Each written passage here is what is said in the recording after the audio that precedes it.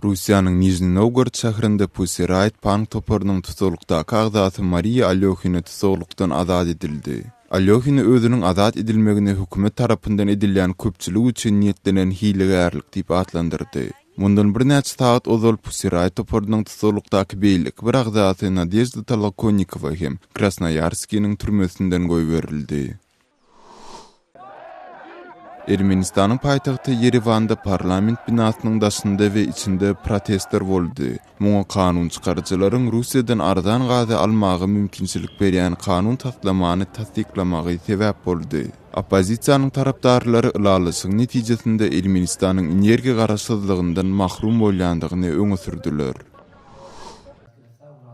Owganistan İçeri İşler Ministrligi aprel aýynda geçiriljek prezidentlik taýlawlarynda dalaşy edýän kandidatlaryň howpsuzlygyny üpçün etmek üçin ýuridik komitetiň döredilendigini ma'lum etdi. Ministrlik taýlaw resmiýetleri bilen habarlaşyp, taýlaw uçastyklарynda ses berijileriň howpsuzlygyny üpçün etmek boýunça hem işleýändigini belledi.